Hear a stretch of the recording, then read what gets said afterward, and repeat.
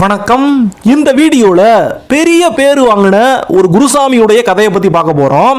இவர் எப்படிப்பட்டவர்னா, இன்னைக்கு தேதிக்கு நம்ம முன்னால வயசுலையும் அனுபவத்திலையும் ரொம்பவே மூத்த குருசாமிகளா இருக்கிறவங்கள பல பேரு அவங்க இளவட்டமா இருந்த காலகட்டத்தில் இவரோட கையை பிடிச்சி தான் கன்னிசாமியா வந்து மொத ஐயப்பனை பார்த்துருப்பாங்க.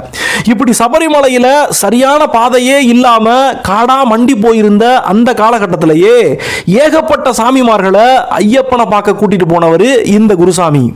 ஐயப்ப சாமி மேல இவருக்கு எந்த அளவு பக்தியும் பாசமும் இருந்துச்சோ அதை விட ஐயப்பனுக்கு இவர் மேல கொள்ள பாசம் இருந்துச்சு.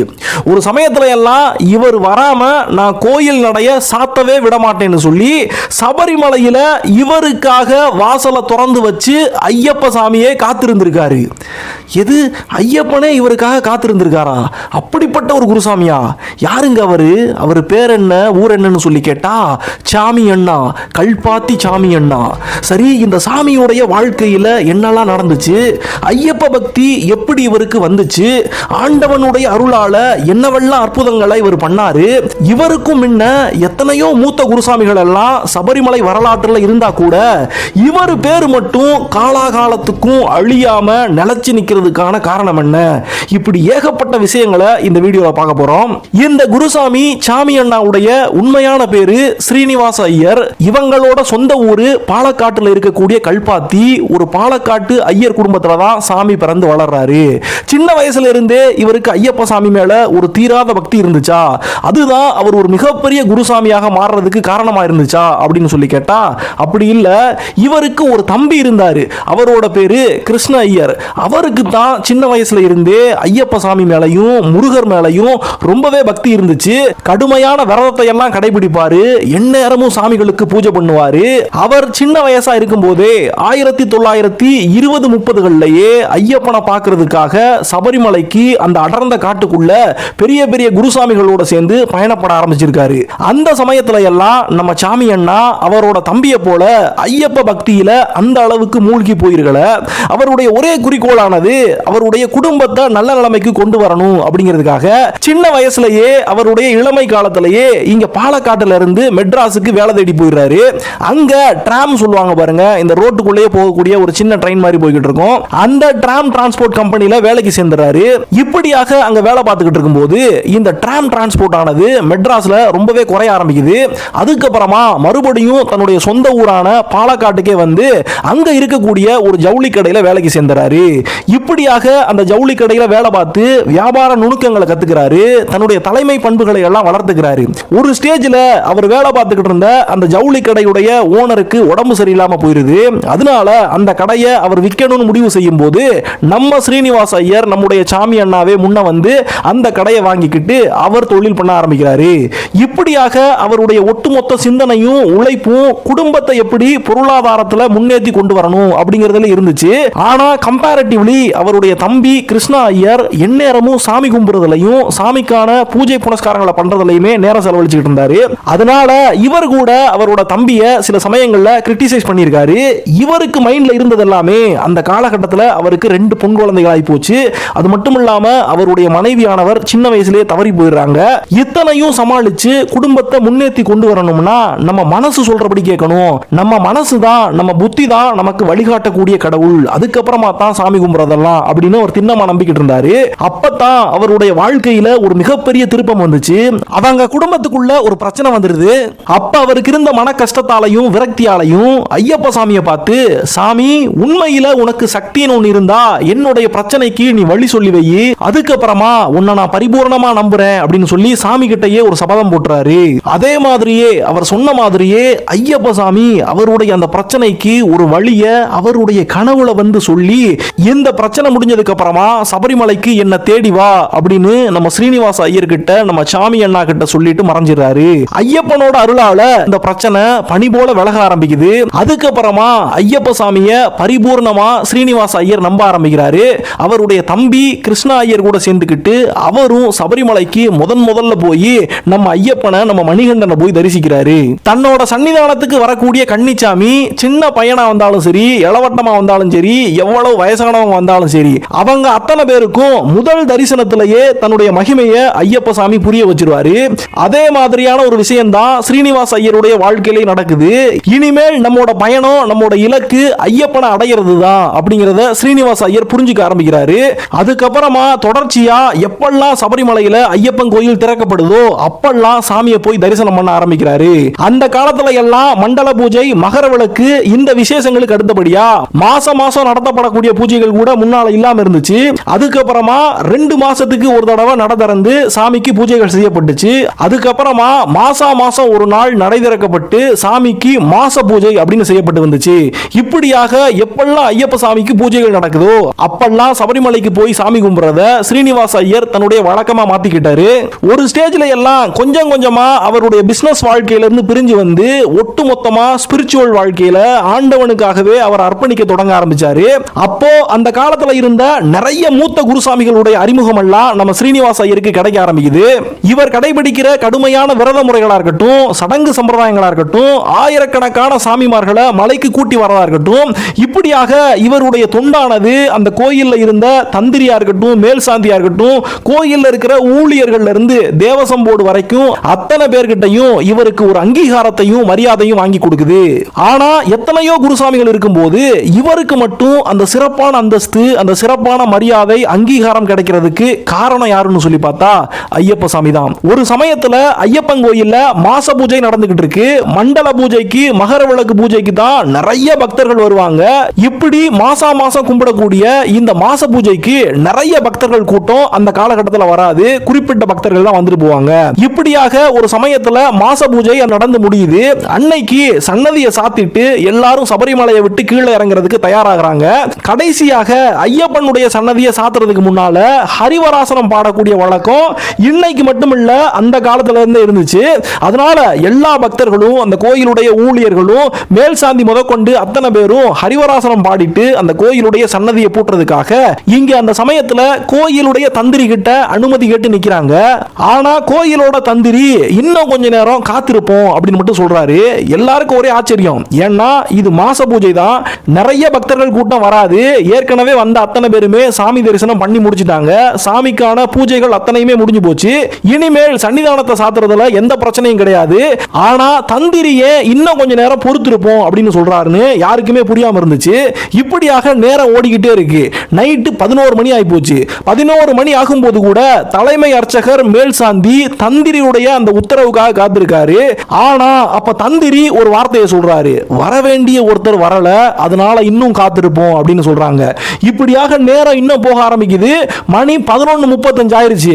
அவ்வளவு நேரம் ஆயிட்டதுனால கோயில்ல இருந்த பக்தர்களா இருக்கட்டும், கோயிலுடைய ஊழியர்களா இருக்கட்டும், மேல் சாந்தியா இருக்கட்டும், எல்லாருக்குமே ஒரே குழப்பமா இருக்குது. ஏன் தந்திரி இப்படி கதவை பூட்ட விட மாட்டாரு அப்படின்னு சொல்லிட்டு அப்போ தந்திரி மறுபடியும் சொல்றாரு, ஐயப்பன் இந்த சன்னிதானத்தை இப்ப மூடுறதுக்கு எனக்கு உத்தரவு கொடுக்க மாட்டேங்கிறான். கண்டிப்பாக ஒரு பக்தர் வந்துகிட்டு இருக்காருன்னு நினைக்கிறேன். அவருக்காகத்தான் சன்னிதானத்தை பூட்ட விடாம ஐயப்ப சாமி எனக்கு அந்த உத்தரவு கொடுக்காம வச்சிருக்காரு அப்படின்னு தந்திரி சொல்றாரு. எல்லாருமே ரொம்ப ஆச்சரியமா பாக்குறாங்க. 18 படிப்பக்கமா திரும்பி பார்த்து யாராவது ஒரு பக்தர் வாராரான்னு சொல்லிட்டு எல்லாரும் ஆவலோட காத்துக்கிட்டு இருக்கும்போது சரியா ஒரு 5 நிமிஷம் கழிச்சு 11:40 ஓட்டமும் நடையுமாக ஓடி வாராரு நம்முடைய ஸ்ரீனிவாச ஐயர், நம்முடைய சாமி அண்ணா. அவர் மேல வந்து ஐயப்ப சாமியை பார்த்த உடனேயுமே தந்திரி உத்தரவு கொடுக்கிறாரு. அத்தனை பக்தர்களும் ஒரே மாதிரியா சுவாமியே சரணமையப்பான்னு சொல்லி ஹரிவராசனம் பாடி முடிக்கிறாங்க. அதுக்கப்புறமா இவ்வளவு நேரமா அவங்க காத்திருந்த விஷயத்தை எல்லாம் ஐயப்ப சாமி தந்திரிகளுக்கு சன்னிதானத்தை மூடுறதுக்கு உத்தரவு கொடுக்காம ஸ்ரீனிவாச ஐயருக்காக காத்திருந்தாரு அப்படிங்கிற விஷயத்தை எல்லாம் சொல்லி முடிக்கிறாங்க.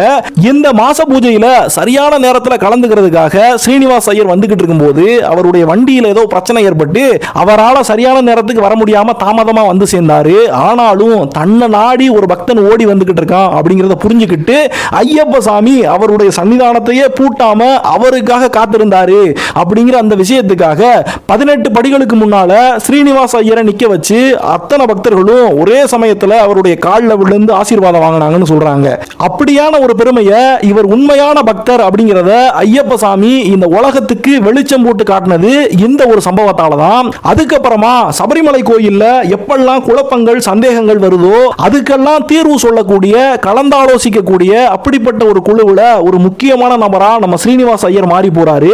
சபரிமலையில ஐயப்பன் கோயில்ல மட்டுமில்ல, ஸ்ரீனிவாச ஐயருடைய வீட்டிலையுமே எப்பவுமே பக்தர்கள் கூட்டம் அலமோதிக்கிட்டே இருக்கும். பக்தர்கள் அவர்கிட்ட ஆசீர்வாதம் வாங்குறதுக்காகவும் தங்களுடைய குறைகளை எல்லாம் சொல்லி அதுக்கான தீர்வுகளை கேட்கறதுக்காகவும் எந்நேரமும் அவர் வீட்டுக்கு வந்துட்டு போயிட்டு இருப்பாங்க. ஸ்ரீனிவாச ஐயராக இருந்தவர் சாமி அண்ணா அப்படின்னு எல்லா பக்தர்களாலையும் அன்போட கூப்பிடப்பட ஆரம்பிச்சாரு. எப்பெல்லாம் பக்தர்கள் அது காலையிலயோ ராத்திரியிலயோ எந்நேரமும் இவர் வீட்டுக்கு வந்தாங்கன்னா எல்லாரையும் சாப்பிட வைக்காம இவர் திரும்ப அனுப்புனதே இல்லை. அந்த அளவுக்கு ஒரு உண்மையான அன்னதான பிரபுவாக நம்ம சாமி அண்ணா இருந்திருக்காரு. இவர் வாழ்க்கையில நடந்த இன்னொரு அற்புதமான சம்பவத்தை பத்தி நம்ம தெரிஞ்சுக்கிறோம். ஒரு சமயத்துல ஐயப்பன் கோயில்ல சபரிமலை மேல ஒரு பெரிய திருவிழா நடந்துகிட்டு இருக்கு. அப்படி திருவிழா நடக்கக்கூடிய சமயங்கள்ல அந்த காலத்துல இருந்த குருசாமிகள் எல்லாருமே அன்னதானம் போடுறதுக்கு, அங்க சாமி கும்பிட வரக்கூடிய பக்தர்களுக்கு அன்னதானம் போடுறதுக்கு ரொம்பவே பிரியப்படுவாங்க. அதனால நிறைய பார்ட்டிகள் இருப்பாங்க, நிறைய குருசாமிகள் ஏகப்பட்ட பேர் அன்னதானங்கள் போட்டுக்கிட்டே இருப்பாங்க. இப்படியாக சாமி அண்ணா தன்னோட வந்த சாமிமார்களோட சேர்ந்து மிகப்பெரிய அன்னதானத்தை போட்டு முடிக்கிறாரு. நல்லபடியா திருவிழா முடிஞ்சு எல்லாரும் வீட்டுக்கு கிளம்பி போகக்கூடிய நேரம் வந்துருச்சு. அத்தனை குருசாமிகளும் அவங்க கூட வந்த சாமிமார்களும் எல்லாரும் மலையை விட்டு இறங்க ஆரம்பிச்சிட்டாங்க. இப்போ கடைசியா கோயில நிக்கக்கூடியது சாமி அண்ணாவும் அவர் கூட வந்த பக்தர்கள் மட்டும்தான். அவங்களும் கடைசியா சன்னிதானத்தை விட்டு கீழே இறங்கி போகும்போது சாமி அண்ணா அவர் கூட வந்திருந்ததுல ஒரே ஒரு சாமியை, ஒரே ஒரு பக்தரை மட்டும் பார்த்து, நீ மட்டும் இங்கேயே இரு, ஒரு 40 பேருக்கு சமையல் பண்ணி வச்சுக்கிட்டு காத்துரு அப்படின்னு சொல்லிட்டு சாமி அண்ணா தன்னோட வந்த மற்ற அத்தனை சாமிகளையும் கூப்பிட்டுட்டு மலையை விட்டு இறங்க ஆரம்பிச்சாரு. இந்த சாமிக்கோ ஒரே குழப்பமா இருக்கு. திருவிழாவே முடிஞ்சு போச்சு, கோயில்ல இருந்த அத்தனை சனமும் மலையை விட்டு இறங்க ஆரம்பிச்சிருச்சு. குருசாமி என்னடான்னா இன்னும் 40 பேருக்கு சமையல் பண்ணி வச்சுட்டு காத்துருன்னு சொல்றாரு. இனிமேல் யாரு கோயிலுக்கு வர போறாங்க அப்படின்னு ஒரு ஒரே குழப்பமா இருந்துச்சு. அது மட்டும் இல்லாம சமையல் பண்றதுனா கூட பண்ணிடலாம், ஆனா சமையல் பண்றதுக்கான சாமான்கள், பொருட்கள், மளிகை ஜாமான் எதுவுமே இல்ல. திடீர்னு 40 பேருக்கு சமைச்சு வைன்னு குருசாமி சொல்லிட்டு மலையை விட்டு இறங்கி போயிட்டாரு. என்ன செய்யறதுன்னு தெரியாம அந்த தனியா இருந்த சாமி கோயிலை சுத்தி சுத்தி வராரு. அவருக்கு என்ன செய்யறதுன்னு தெரியல, மளிகை ஜாமான் இல்ல, அரிசி இல்ல, எதுவுமே இல்லைன்னு சொல்லிட்டு அவர் கஷ்டப்பட்டு உட்கார்ந்து இருக்கும் போது அப்போ திடீர்னு அந்த பக்கத்துல இருந்து வந்த ஒருத்தர், நாங்க அன்னதானம் போடுறதுக்காக நிறைய ஜாமான்களை கொண்டு வந்திருந்தோம், ஆனா இப்போ திருவிழாவே நடந்து முடிஞ்சிருச்சு, அதனால நாங்க மிச்சம் வச்சிருக்கிற ஜாமான்களை எல்லாம் நல்லபடியா 4 பேருக்கு போய் சேர்ற மாதிரி நீங்க உபயோகப்படுத்திக்கீங்கன்னு சொல்லிட்டு இப்படி தனியா உட்கார்ந்து இருந்த அந்த சாமி கிட்ட கொடுத்துட்டு போயிட்டாருன்னு சொல்றாங்க. இத பார்த்து அந்த சாமிக்கு ஒரே ஆச்சரியமாய் போச்சு. அதுக்கப்புறமா கொஞ்ச நேரம் கூட தாமதிக்காம குருசாமி சொன்ன மாதிரியே 40 பேருக்கு சமையல் பண்ணிட்டு இவர் காத்திருந்தாரு. அவர் சமையலை முடிச்சு காத்திருந்த ஒரு 5 நிமிஷத்துல ஒரு பக்தர்களுடைய கூட்டமானது கோயிலுக்குள்ள என்டர் ஆகுது.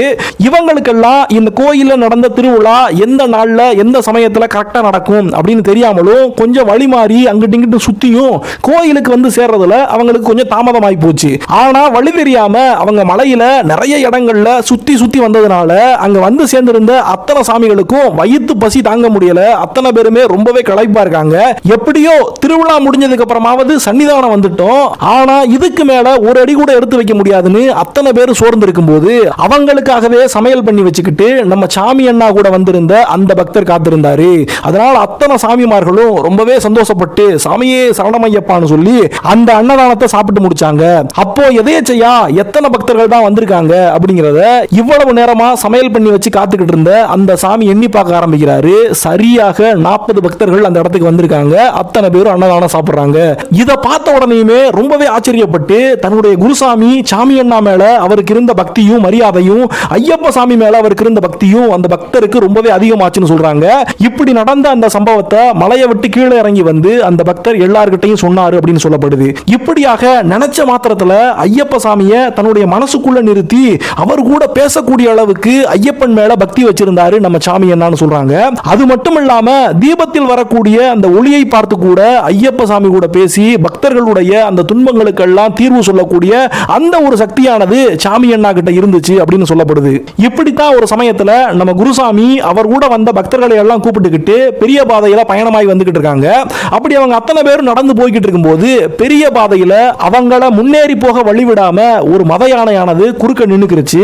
ஒத்த காட்டு யானை இப்படி மதம் பிடிச்சு வழிய மறிச்சு நிக்குதுன்னு சொல்லிட்டு எல்லா பக்தர்களும் பயந்து போய் நிக்கிறதா ஓடுறதா என்ன செய்யறதுன்னு தெரியாம குழம்பி போய்கிட்டு இருக்காங்க. அப்போ அந்த மதம் பிடிச்ச யானை அங்க இருந்த கல்லு மண்ணு அத்தனையும் எடுத்து பக்தர்கள் மேல எரிய ஆரம்பிக்குது. அதனால பயந்து போய் எல்லா சாமிமார்களும் பின்னால நோக்கி ஓட ஆரம்பிக்கிறாங்க. அப்போ சாமி அண்ணா மட்டும் அந்த யானைக்கு பயப்படாம முன்ன வந்து அவர் கையில இருந்த முத்திரை பிரம்ப அந்த யானையை உத்து பார்த்துக்கிட்டு அந்த யானையை பார்த்து காட்டுறாரு. அப்படி காட்டின மாத்திரத்துல இவ்வளவு நேரமாக அட்டகாசம் பண்ணிக்கிட்டு இருந்த அந்த யானை அமைதியா நிக்க ஆரம்பிக்குது. ஓடிக்கிட்டு இருந்த அந்த பக்தர்களை எல்லாம் அந்த சாமிமார்களை எல்லாம் பார்த்து, நான் இந்த யானை பக்கத்துல நிக்கிற வரைக்கும் அது உங்களுக்கு எந்த கெடுதலும் பண்ணாது, இருமுடிய கட்டிக்கிட்டு ஐயப்பனை பார்க்க வந்துட்டு சபரிமலைக்கு மேல போகாம திரும்பி போறது ஒரு மிகப்பெரிய பாவம். எல்லாரும் என்ன நம்பி முன்னேறி போங்க, நான் பாத்துக்கிறேன்னு சொல்லிட்டு தைரியத்தை கொடுத்து எல்லா பக்தர்களையும் முன்னோக்கி வர வச்சாரு. எல்லாருமே கொஞ்சம் பயத்தோடையே கொஞ்சம் ஓட்டமும் நடையுமாக அந்த யானையை தாண்டி போறாங்க. அந்த சாஸ்தாவுடைய அம்சமாக இருக்கக்கூடிய முத்திர பரம்பை காட்டி அவருடைய அந்த பக்தியின் காரணமாக, ஐயப்ப சாமியுடைய கருணையின் காரணமாக அந்த மத யானையவே தும்பிக்க கூட அசையாம அந்த இடத்திலேயே நிறுத்தி காட்டியிருக்காரு நம்முடைய சாமி அண்ணா. இப்படியாக ஐயப்ப பக்தர்களுக்கு எப்பெல்லாம் பிரச்சனை வருதோ அப்போ குருசாமி சாமி அண்ணா முன்ன இருந்து அத்தனை பேருக்கும் வழிகாட்டியா இருந்திருக்காரு. இன்னொரு முக்கியமான விஷயத்தை நம்ம சொல்லி ஆகணும். இவர் ஐயப்ப சாமியுடைய உண்மையான பக்தர் அப்படிங்கறத ஐயப்ப சாமி ஒரு சமயத்துல நிரூபிச்சிட்டாரு. ஆனா இவருமே வரலாற்றுல மறைஞ்சு போய் கிடந்த ஒரு முக்கியமான விஷயத்தை வெளியே கொண்டு வந்து ஐயப்ப சாமிக்கு இன்னைக்கு நடந்துகிட்டு இருக்கிற திருவிழால ஒரு முக்கியமான திருவிழாவே இவருடைய முயற்சியால தான் நடந்துச்சு அப்படிங்கிற பேர் வாங்கி ஐயப்ப சாமிக்கு அவருடைய அந்த கைங்கரியத்தை பண்ணிட்டு போயிருக்காரு. அதாவது அந்த காலத்துல எல்லாம் மண்டல பூஜை, மகர விளக்கு இந்த ரெண்டு விசேஷங்கள் தான் ரொம்ப பெரிய விசேஷமா இருந்துச்சு. பங்குனி உத்திரத்துல ஆராட்டு விழா நடக்குது. அப்படிப்பட்ட ஒரு விசேஷமானது அந்த காலகட்டத்தில் சபரிமலையில கொண்டாடப்படவே இல்லை. இதுல முக்கியமான விஷயம் என்னன்னா, ஐயப்ப சாமி பிறந்த நட்சத்திரம், சாஸ்தா பிறந்த நட்சத்திரம் இந்த பங்குனி உத்திரம். அப்படிப்பட்ட ஒரு நாள்ல ஐயப்ப சாமி கோயில்ல திருவிழா நடக்கலைன்னா கூட பரவாயில்ல, கோயிலாவது திறந்து வச்சு பக்தர்கள் எல்லாம் சாமி கும்பிடக்கூடிய அந்த ஒரு நிலைமை கூட இருக்காது. அதை பத்தின தகவல்கள் எதுவுமே தெரியாம தேவசம் போர்டு அன்னைக்கு கோயில பூட்டியே தான் வச்சிருந்துச்சு. அதனால சாமி அண்ணாவும் அவரோட சேர்ந்த நிறைய பக்தர்கள் எல்லாரும் போய் தேவசம் போர்டு கிட்ட மனு கொடுத்து அவங்க அத்தனை பேருக்கும் பங்குனி உத்திரத்துடைய முக்கியத்துவத்தை புரிய வச்சு சபரிமலை கோயில தானே முன்ன நின்று திறந்து சாமிக்கு பூஜைகள்லாம் பண்ணி இந்த பங்குனி உத்திர திருவிழாவை நடத்தி காட்டுறேன் அப்படின்னு அனுமதி வாங்கி 1989 வரைக்குமே கோயில்ல, சபரிமலை கோயில்ல நடந்த அந்த பங்குனி உத்திர திருவிழாவை செம்மையா நடத்தி காட்டினவர் நம்ம சாமி அண்ணா தான். இப்படி ஒரு திருவிழாவையே எடுத்து நடத்துறது அப்படிங்கிறது ரொம்ப சாதாரணமான விஷயம் கிடையாது. இன்னைக்கு இருக்கக்கூடிய வசதிகள்லாம் அந்த காலகட்டத்தில் சபரிமலை மேல இல்ல.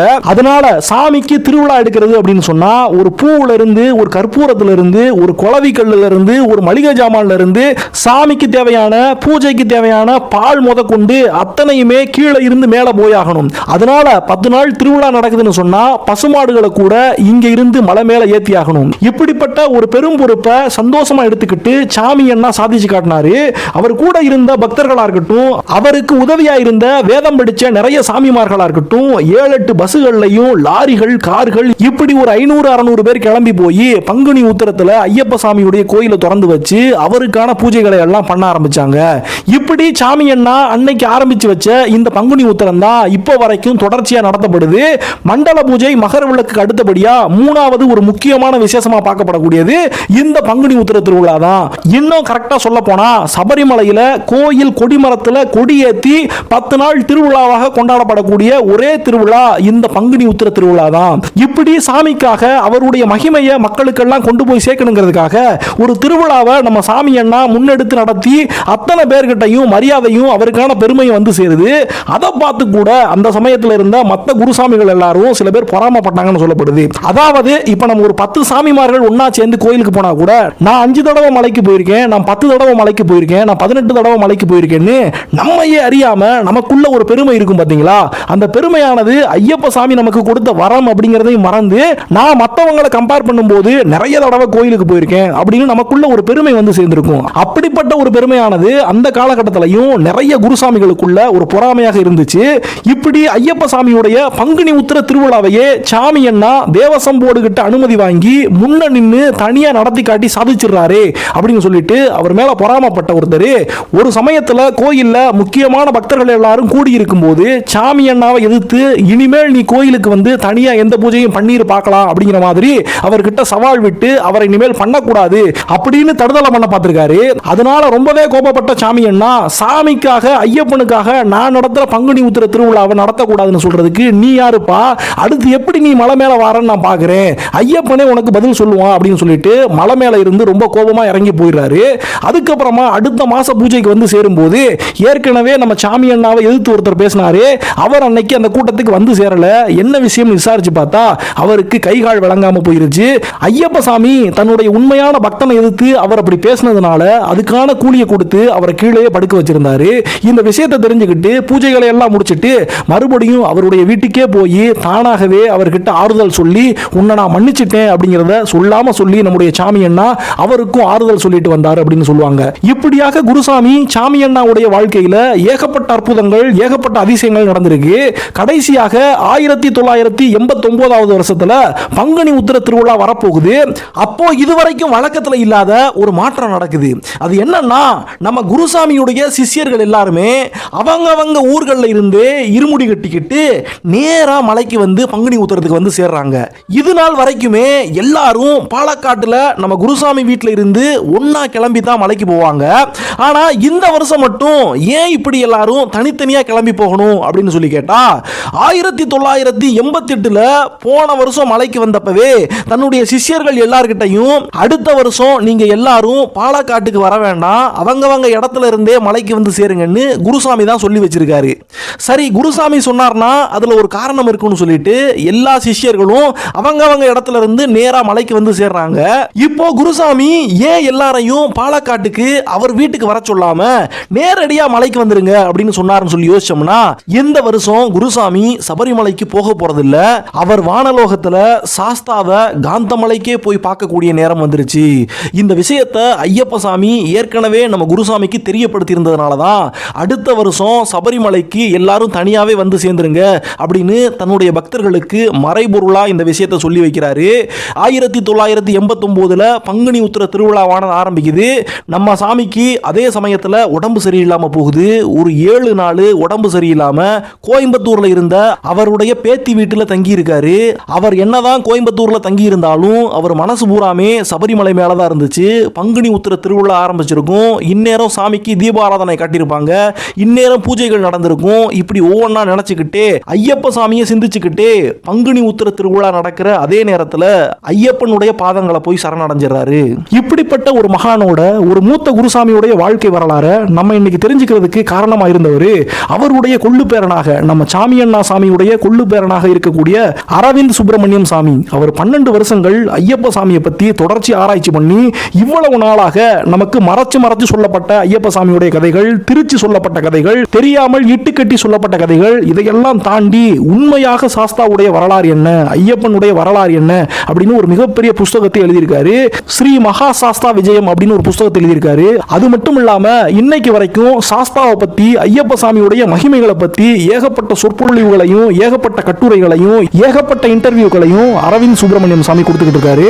இந்த சமயத்துல அவருக்கு ஒரு மிகப்பெரிய நன்றியை சொல்லிக்கிறோம். இந்த வீடியோ உங்களுக்கு பிடிச்சிருந்துச்சுன்னா ஒரு லைக் கொடுங்க. இந்த வீடியோ எப்படி இருந்துச்சுன்னு கமெண்ட்ஸ்ல சொல்லுங்க. உங்களுடைய ஃப்ரெண்ட்ஸ் நிறைய சாமிமார்களுக்கெல்லாம் இந்த வடிவழகை செந்தமிழில் பாட வந்தேன். செந்தூர வடிவழகை செந்தமிழில் பாட